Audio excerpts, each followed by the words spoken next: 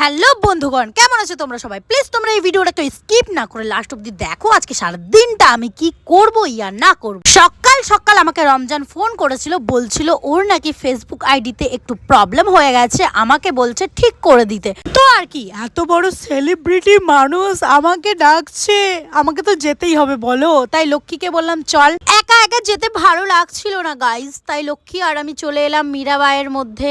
এই যে রমজান কারা কারা এর ভিডিও দেখো আমাকে জানিও কিন্তু কমেন্ট বক্সে কমেন্ট করে। লক্ষ্মীকে বলছিলাম চল একটু আড্ডা টাড্ডা মারবো, মাঠে ফাটে বসবো, কিন্তু সে আর বললো না না আমার ঘরে কাজ আছে আমি বসবো না। তো আর কি, আমিও চলে এলাম ঘরে, আমারও এখন রান্না বান্না সবকিছু করতে হবে। আর আগের দিন রাত্রেবেলায় আমি সমস্ত কিছু কাজ বাজ করে রেখে দিয়েছিলাম। আর এই যে সকালবেলা এখন রান্না বান্না করবো। কি রান্না করবো বলো তো?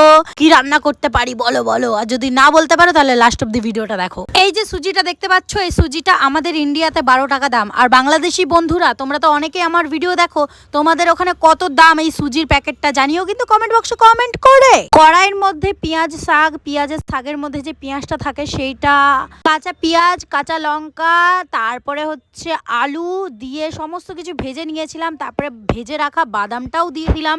আরে আরে, আলুটা ভালো করে ভেজে নেওয়া উচিত ছিল, কিন্তু আমি এই টাইমেই ভুল করলাম। আর সুজির পরিমাণটাও আমি অনেকটাই বেশি দিয়ে দিয়েছিলাম। তাই তোমরা এই ভুলটা কেউ করবে না। যদি এই ভুলটা করো তাহলে আলুগুলো পুরো কাঁচা কাঁচা থাকবে আর খেতে একদম ভালো লাগবে না। আলুগুলো তো কাঁচা কাঁচা, এবার আমি কি করব?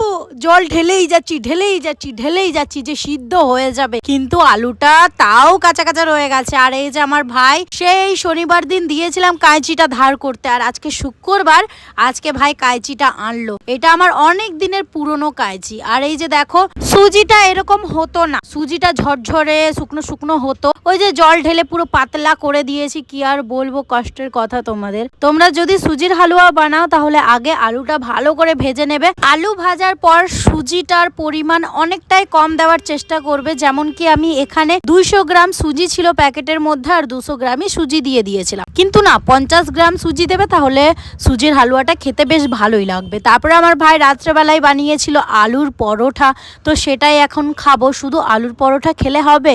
বোনকে বলেছিলাম দোকান থেকে একটু তরকা নিয়ে চলে আয় কিনে, তো সে দোকান থেকে তরকা কিনে নিয়ে চলে এসছে। আর এই যে দেখো ফুল রেডি রাত্রের খাবার। কারা কারা তরকা খেতে ভালোবাসো জানিও। আর আমার ভাইয়ের হাতের রান্না খেতে তো অনেকটাই ভালো হয়। তো চলো, আজকের এই ভিডিওটা তোমাদের কেমন লাগলো জানিও কমেন্ট বক্সে। আর তোমরা যারা যারা আমার ইউটিউব চ্যানেলটা এখনো সাবস্ক্রাইব করোনি, অবশ্যই আমার ইউটিউব চ্যানেলটা সাবস্ক্রাইব করে দিও। আর জানো, আলুর পরোটা তো আমি একটাই খেয়েছিলাম, খেয়ে আর পেট ভরেনি, দিয়ে আবার লাস্টে রুটি খেয়েছিলাম। আর এটা পরের দিন দুপুরবেলায় খেয়েছিলাম আলু সিদ্ধ আর ভাত। তো চলো।